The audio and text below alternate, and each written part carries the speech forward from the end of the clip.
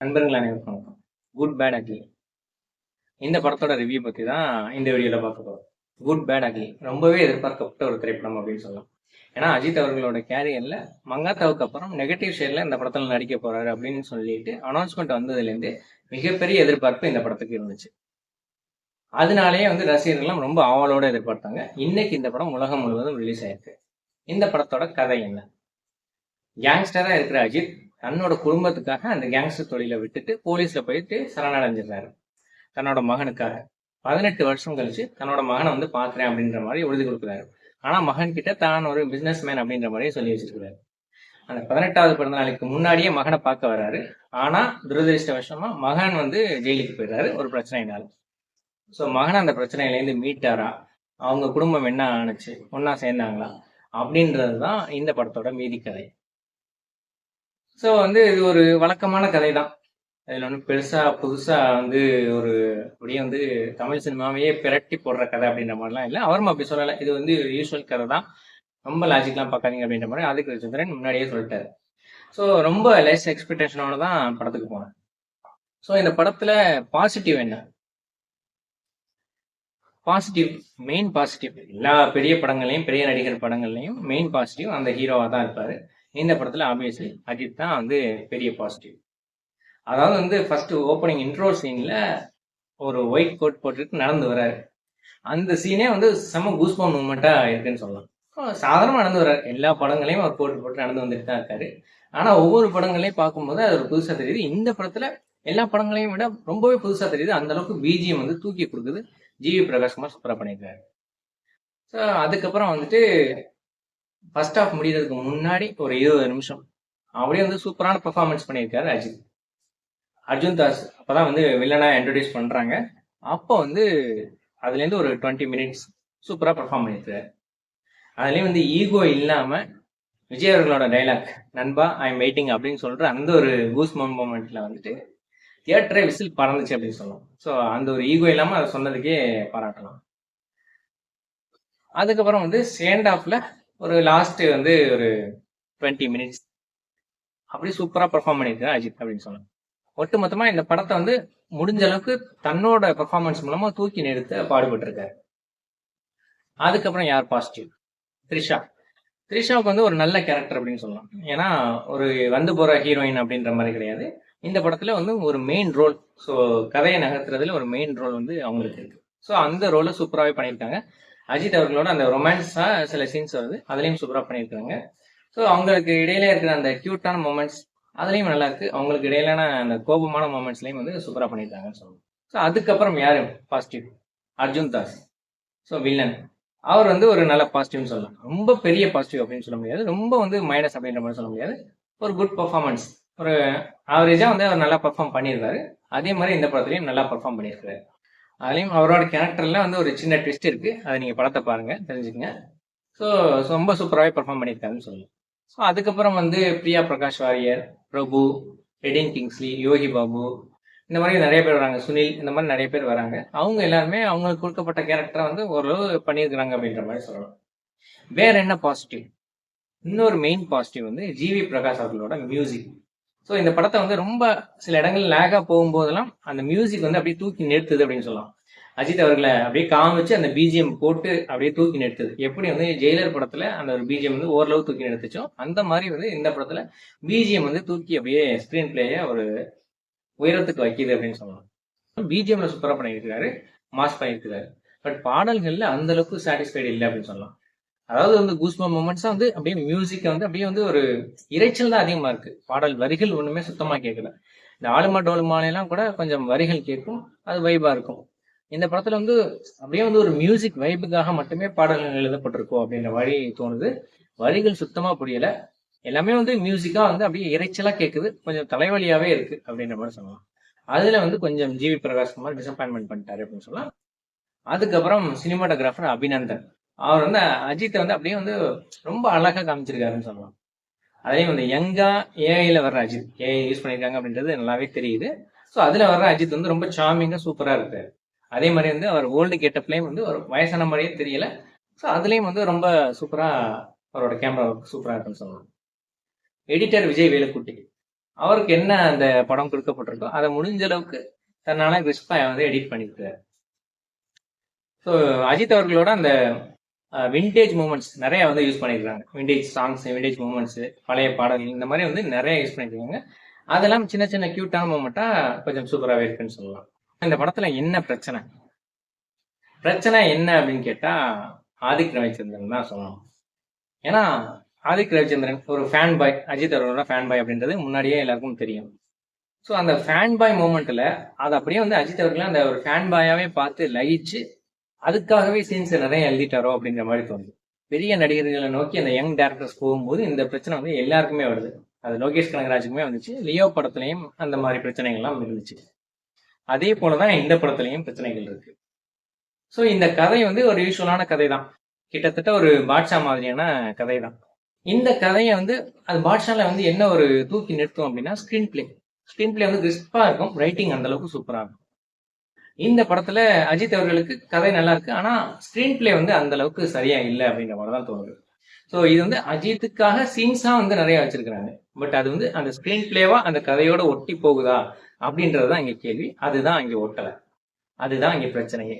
அஜித் அவர்கள் Don Don அப்படின்ற மாதிரி சொல்றாங்க, அவர் டானா வந்து காட்டுறதுக்கு ஒரு இம்பாக்ட்ஃபுல்லான சீன் கிடையாது. அது வந்து ரொம்பவே ஒரு பெரிய லேகா இருக்குன்னு சொல்லலாம். அது போல வந்து சண்டை காட்சிகள்லாம் வந்து ரொம்ப லென்த்தா இருக்கிறாங்க, அது வந்து கொஞ்சம் லேக் அடிக்குது அப்படின்ற மாதிரி சொல்லலாம். ஸோ ஒரு படத்துக்கு விண்டேஜ் மூமெண்ட்ஸ், சீன்ஸ் இதெல்லாம் வந்து வைக்கலாம், அது வந்து அந்த கதையோட்டத்துக்கு கரெக்டா பொருந்தி இருந்தா வைக்கலாம், 1 2 இல்ல 3 நாள் கூட வைக்கலாம். ஆனா இந்த படத்துல வழியக்க திணிச்ச மாதிரி இருக்கு. ஸோ வந்து அதே விண்டேஜ் மூமெண்ட்ஸை வச்சே வந்து இந்த படத்தை ஒப்பைத்திருக்காங்க அப்படின்ற மாதிரி தான் தோணுது. நிறைய இடங்கள்ல வழியை திணிக்கப்பட்டிருக்கிறது அப்பட்டமா தெரியுது. அது வந்து அது என்னமோ கதையோட கனெக்ட் பண்ணிக்க முடியல, அது கொஞ்சம் அந்நியமாவே தெரியுது. ஸோ அப்போதைக்கப்போ வந்து பிஜிஎம்னால கோஸ்பம் மொமெண்ட்டை வந்து அப்படியே கிரியேட் பண்ணி விட்டுறாங்க, அதனால ஏதோ கொஞ்சம் தேருது அப்படின்னு சொல்லலாம். மற்றபடி வந்து படம் வந்து ரொம்பவே லேக் அடிக்குது. ஃபர்ஸ்ட் ஹாஃப் வந்து ஒரு கடைசி அந்த ஃபர்ஸ்ட் ஹாஃப் முடிகிறதுக்கு ஒரு 20 நிமிஷம், அந்த 20 நிமிஷம் நல்லா இருக்கு. கடைசி ஒரு 20 நிமிஷம் வந்து கூஸ்பம் மொமெண்ட்டா இருக்கு, கொஞ்சம் பரபரன்னு போகுது. மற்றபடி கிட்டத்தட்ட ஒரு 1.5 மணி நேரம் படம் வந்து பெரிய அளவுக்கு லேக் ஆகுது அப்படின்றது தான் இதுல பிரச்சனையா இருக்கு. ஸோ இதுல வந்து சுனில், அப்புறம் வந்து சுனில்ல இருந்து அதுக்கப்புறம் வர்ற வில்லன்கள் எல்லாருமே அஜித் அவர்கள் அப்படியே ரொம்ப புகழ்ந்து தூக்கி அப்படியே வச்சு ரொம்ப பேசுறாங்க. அதாவது வந்து ஒரு வில்லன் வந்து ஹீரோவா இந்த அளவுக்கு புகழ்றது வந்து வேதாளம் படத்துல இந்த மாதிரி நடந்துச்சு. அதே ஒரு டெம்ப்ளேட்டை எல்லா படங்களையும் யூஸ் பண்ணா எப்படி? அதுலயுமே இந்த படத்துல ஓவர் புகழ்ச்சியா இருக்கு, அவர் அப்படி அவர் இப்படி அப்படின்ற மாதிரி வந்து அது நமக்கே வந்து கொஞ்சம் ஆக்வர்டா இருக்கு, என்னடா இப்படி பண்றாங்களே அப்படின்ற மாதிரி இருக்கு. அந்த அளவுக்கு ஒரு இம்பாக்ட்ஃபுல்லான சீன்ஸும் வைக்கல. ஸோ இது வந்து எல்லாமே வார்த்தைகளாவே இருக்கு, நிறைய வந்து அப்படியே பேக்ரவுண்ட் வாய்ஸ் வந்து நிறைய அப்படியே ஸ்டோரி டெல்லிங் போயிட்டு இருக்கு. அது வந்து பெருசா கதையோட கனெக்ட் ஆகல அப்படின்றது இந்த படத்துக்கு ஒரு பெரிய மைனஸ்ன்னு சொல்லலாம். அப்புறம் வந்து பிரசன்னாலாம் ஒரு நல்ல ஆக்டர், ஆனா இந்த படத்துல வந்து அவருக்கு என்ன ரோல், பெருசா எந்த ஒரு ரோலுமே கிடையாது, அப்படியே வந்து போறாரு, சின்ன சின்ன கதையோட கனெக்ஷனுக்கு அப்படியே யூஸ் ஆகுறாருன்னு சொல்லலாம். மற்றபடி பெரிய அளவுக்கு அவர் யூஸ் ஆகல. பிரியா பிரகாஷ் வாரியர் கூட வந்து ஏதோ 1 2 சீன் வந்தாலும் ஏதோ கொஞ்சம் வந்து அந்த கதையில ஒரு இம்பாக்டா தெரியுறாங்க அப்படின்ற மாதிரி தோணுது. அந்த அளவுக்கு கூட பிரசன்னாவுக்கு வந்து ஒரு இம்பாக்ட்ஃபுல்லா தெரியல. சுனில் கூடவே வராரு அஜித் கூடவே, அப்படியே அஜித்தை புகழ்ந்துகிட்டே இருக்கிறாரு.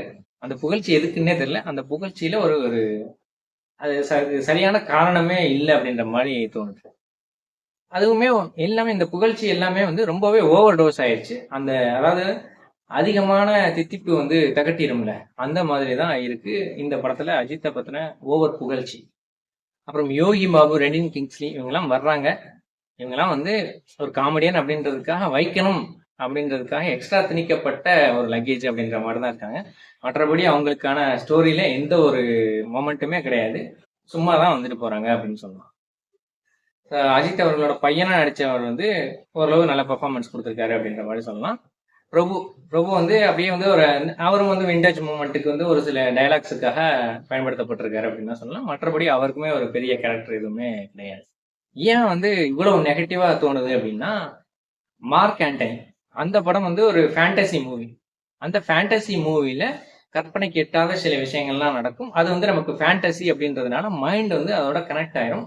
அந்த ஸ்டோரி வந்து நமக்கு ஃபுல்லா கனெக்ட் ஆனிச்சு. அதுக்கேற்ற மாதிரி ஸ்க்ரீன் பிளேவும் அதுல நல்லா இருந்துச்சு. காமெடியாவும் எஸ்ஜே சூர்யாவோட பெர்ஃபார்மன்ஸ் இது எல்லாமே வந்து ரொம்பவே அட்ராக்டிவா இருந்துச்சுன்னு சொல்லலாம். அதனால அந்த படம் எல்லாருக்குமே ரொம்ப சூப்பராகவே கனெக்ட் ஆனிச்சு. இந்த படமும் வந்து அந்த படம் மாதிரி ஃபேண்டசி கதை அப்படின்னு சொல்லிட்டு நமக்கு யோசிக்க தோணுது. ஆனா இது ஃபேண்டசி கிடையாது, இது ரியல் வேர்ல்டு கதையா தான் இருக்கு. ஆனா அதுக்குள்ள ஒரு ஃபேண்டசியா இவங்க புகுத்திருக்காங்க. பட் அது வந்து அந்த ஃபேண்டசின்னு நமக்கு கனெக்ட் ஆகல. இந்த படத்துல வந்து ஒரு ஸ்பெயின் ஜெயிலுக்குள்ள எல்லாம் வந்துட்டு திடீர்னு போறாங்க, அவங்களா போறாங்க, சண்டை போடுறாங்க. எப்படி அந்த ஒரு மிகப்பெரிய வெளிநாட்டு அந்த ஜெயிலுக்குள்ள எப்படி போவாங்க அப்படின்றதே வந்து ஒரு பெரிய கேள்வியா இருக்கு. ஸோ இந்த மாதிரி வந்து எக்கச்சக்க லாஜிக் மீறல், அவர் லாஜிக்லாம் பார்க்காதீங்க அப்படின்ற மாதிரி சொல்றாரு. என்னால வந்து மருந்தளவுக்கு கூட ஒரு லாஜிக் பார்க்க கூடாதா?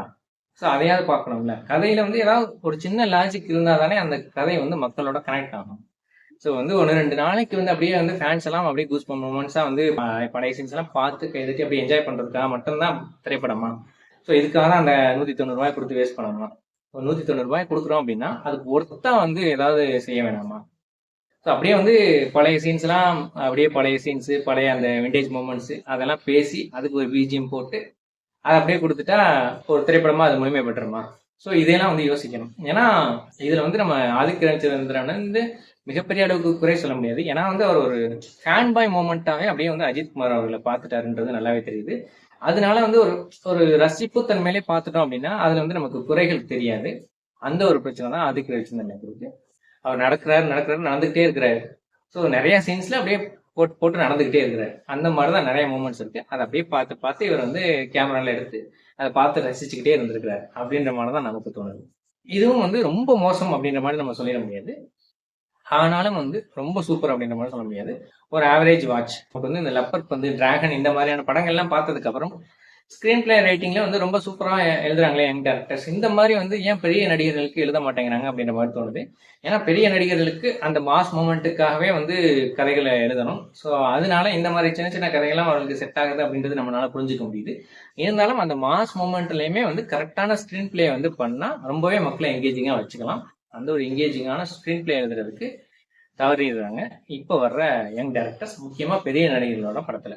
சிஎஸ்கே டீம் விளையாடுறப்ப வந்து சிஎஸ்கே டீம் ஜெயிக்க வேணாம், தோனி வந்து 6 அடிச்சாலே போதும், அதையே வந்து நாங்க பாத்துக்கிறோம், அவர் நடந்து வந்து 6 அடிச்சாலே போதும், அதையே பார்த்து நாங்க வந்து சாட்டிஸ்ஃபை ஆகிக்கிறோம் அப்படின்ற மாதிரி சில ஃபேன்ஸ் இருப்பாங்க. அந்த மாதிரி வந்து எனக்கு அஜித் ஸ்கிரீன்ல வந்து நடந்து வந்தாலே போதும், நான் சாட்டிஸ்ஃபை ஆகிக்குவேன் அப்படின்ற மாதிரி நீங்க நினைச்சீங்க அப்படின்னா இந்த படம் உங்களுக்கான படம் தான். மற்றபடி இந்த படத்துல வந்து லாஜிக், கொஞ்சம் ஸ்கிரீன் பிளே, நல்ல ஒரு என்டர்டைன்மெண்ட் இந்த மாதிரிலாம் நிறைய இருக்கணும், ஸோ ஒரு நல்ல ஒரு ஸ்டோரியா இருக்கணும் அப்படின்ற மாதிரி நீங்க எதிர்பார்த்து போனீங்க அப்படின்னா இந்த படம் வந்து உங்களை டிசப்பாயின்மெண்ட் தான் பண்ணும் அப்படின்ற மாதிரி தான் நான் நினைக்கிறேன். ஸோ என்னோட இந்த ரிவ்யூ பிடிச்சிருந்துச்சுன்னா இந்த லைக் பண்ணுங்க, இதை வந்து எல்லாருக்கும் ஷேர் பண்ணுங்க, ஃபிக்டிவிட் சேனலுக்கு சப்ஸ்கிரைப் பண்ணுங்க. நன்றி, வணக்கம்.